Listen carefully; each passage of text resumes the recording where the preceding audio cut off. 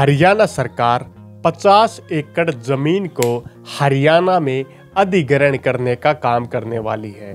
हरियाणा सरकार ट्रांसपोर्ट नगर को बढ़ाने का काम हरियाणा के यमुनानगर और जगाधरी के इलाके में करने वाली है, ताकि शहर को ट्रकों से मुक्ति दे पाए और बाहरी वाहनों को शहर में एंट्री पर प्रतिबंध लगा पाए। इसके लिए हरियाणा सरकार लगातार प्रयास कर रही है और शहर के अंदर बाहरी वाहनों के प्रवेश पर रोक लगाने के लिए 50 एकड़ जमीन को अधिग्रहण का भी कार्य करेगी। यहाँ पर हरियाणा सरकार बड़ी संख्या में हरियाणा के 50 एकड़ जमीन का मुआवजा देने का काम करेगी और इस मुआवजे की रकम करोड़ों में होने वाली है। लगभग 1 एकड़ जमीन के लगभग 1 करोड़ से ऊपर यहाँ पर मुआवजा दिया जाएगा। अब देखने का विषय यह होगा कि ये पंचायती जमीन को किसी आसपास के गांव को अधिग्रहण करेगी या निजी किसानों की जमीन को अधिग्रहण करने का काम डिस्ट्रिक्ट टाउन प्लानर यमुनानगर करने वाला है। हरियाणा सरकार हरियाणा के अंदर 50 एकड़ जमीन को अधिग्रहण करने का काम करने वाली है, जिसके लिए हरियाणा सरकार अलग अलग जगह पर जाकर जमीन को देख रही है कि कौन सी जमीन हरियाणा सरकार को अधिग्रहण करनी चाहिए। जी हाँ, आज हम बात कर रहे हैं यमुनानगर जिले के अंदर। यमुनानगर जगाधरी बहुत बड़ा औद्योगिक एरिया है और यहाँ पर बड़ी संख्या में प्लाईवुड की कई यूनिटें और मेटल इंजीनियरिंग की कई यूनिटें मिलकर के कार्य कर रही हैं। यहाँ पर ये दोनों उद्योग बड़ी संख्या में यमुनानगर और जगाधरी के इलाकों में फैले हैं। शहरों के अलावा यहाँ पर रादौर, छछरौली, बिलासपुर और खारवन तक इनका विस्तार हो रहा है और लगातार यमुनानगर जगाधरी शहर बढ़ता जा रहा है। इसी के कारण यहाँ पर बड़ी संख्या में हमें कई समस्याएं देखने को मिली। इसके बाद यहाँ पर हरियाणा सरकार ने ट्रांसपोर्ट नगर की व्यवस्था करने के लिए 50 एकड़ जमीन को चिन्हित करने का भी कार्य किया है, जिसके लिए यहाँ पर कई बार ट्रांसपोर्ट और स्थानीय व्यक्ति यहाँ पर लगने वाले जाम और ट्रकों की लंबी लंबी कतारों से परेशान हो चुके हैं और कई बार प्रशासन से गुहार भी लगा चुके हैं। अब प्रदेश सरकार ने इस दिशा में कार्य करना आरंभ कर दिया है। लगभग 50 एकड़ जमीन के ऊपर ट्रांसपोर्ट नगर का निर्माण कार्य किया जाएगा, जिसका खर्चा सरकार द्वारा और डिस्ट्रिक्ट टाउन कंट्री प्लानिंग द्वारा किया जाने वाला है। ट्रांसपोर्ट नगर में अधिकारियों की जो पहली पसंद है वो पाजूपुर के पास में छछरौली रोड के ऊपर है। मानकपुर लक्कम मंडी के पास का जो एरिया है वह भी इसमें विकल्प के तौर पर देखा जा रहा है। इसका कारण है अंबाला की तरफ शहर तेजी से लगातार बढ़ता जा रहा है।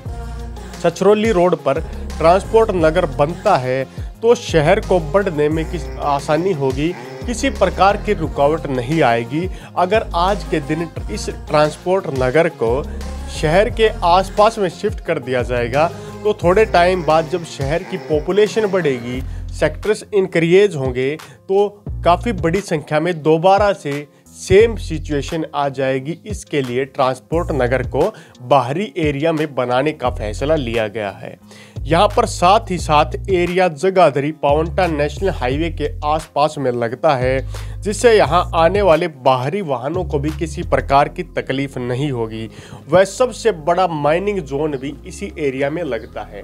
वहीं पाजूपुर के एरिया के नज़दीक में मेडिकल कॉलेज का निर्माण कार्य भी काफ़ी तेज़ी से चल रहा है।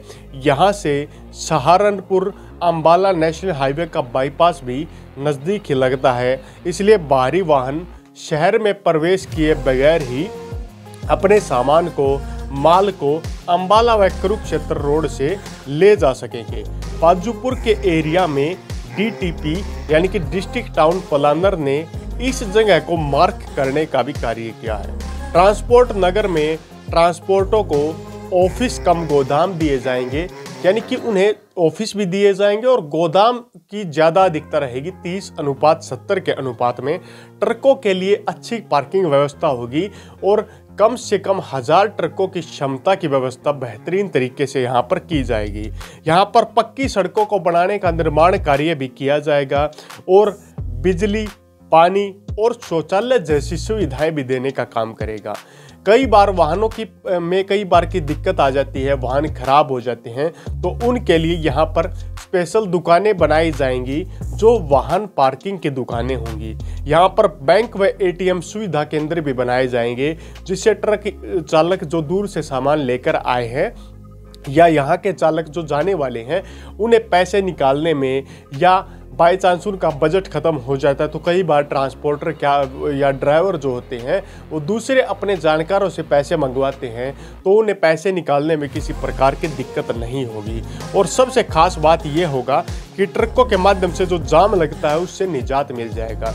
ट्रकों के माध्यम से सामान जो होगा वो ट्रांसपोर्ट नगर में आएगा।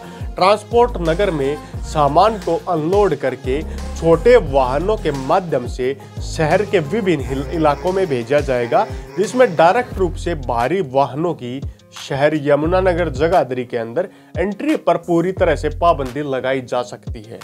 यहाँ पर छोटे वाहनों से सामान शहरों में पहुंचेगा और लोडिंग और अनलोडिंग का कार्य भी ट्रांसपोर्ट नगर के ही इलाके से किया जाएगा। यहाँ पर सबसे ज़्यादा सुरक्षित स्थान होगा। पहले जो ट्रक ड्राइवर्स होते थे वह रोड के किनारे पर ही अपने ट्रकों को लगा लेते थे, जिससे उन्हें कुछ प्रकार की तकलीफ़ें होती थी। रात को वाहनों से निकलने में दिक्कत होती थी, जैसे शौचालय जैसी सुविधाएं जो दैनिक सुविधाएं लोगों की होती हैं वे प्रयोग करने में भी कई प्रकार की कठिनाइयों का सामना करना पड़ता था। लेकिन सबसे खासियत ये होगी जब 50 एकड़ में यमुनानगर जगाधरी के अंदर इस नए चीज़ का निर्माण कार्य किया जाएगा। जब ट्रांसपोर्ट नगर को बढ़ा दिया जाएगा तो किसी प्रकार की दिक्कत नहीं आएगी और ट्रांसपोर्टर और ट्रक ड्राइवर अपने आप को सुरक्षित महसूस कर पाएंगे। इसके बाद आगे की ओर बढ़ते हैं। यहाँ पर लगभग जिले के अंदर 40,000 कमर्शियल वाहन रजिस्टर्ड हैं, जिससे इन 40,000 वाहनों को डायरेक्ट और इनडायरेक्ट रूप से फायदा होगा। इन वाहनों में सबसे ज़्यादा 75% क्रेने, बड़े ट्रक और बड़े वाहन ही हैं, जिनमें 25% छोटे और मध्यम वर्गीय कमर्शियल वाहन रजिस्टर्ड हैं। ट्रांसपोर्ट नगर न होने से ज़्यादातर वाहन सहारनपुर रोड पर शुगर मिल व WZC के बीच में सड़क के दोनों ओर पार्क कर देते थे। इसके अलावा चांदपुर में रेलवे लाइन के पास खाली पड़े मैदान में भी ट्रक पार्क होते थे। लेकिन ये ट्रांसपोर्ट नगर बनने से काफ़ी ज़्यादा फायदा यहाँ के ट्रांसपोर्टरों को होने वाला है। अब सरकार निजी ज़मीन को अधिग्रहण करेगी या सरकार किसी ग्राम पंचायत की ज़मीन को अधिग्रहण करेगी, ये देखने का विषय होगा। लेकिन सरकार जमीन अधिग्रहण का अच्छा खासा मुआवजा यमुनानगर जगाधरी के इलाके में देने वाली है। इसी के साथ अगली वीडियो तक आप लोगों से विदा लेते हैं। तब तक के लिए जय हिंद, जय भारत।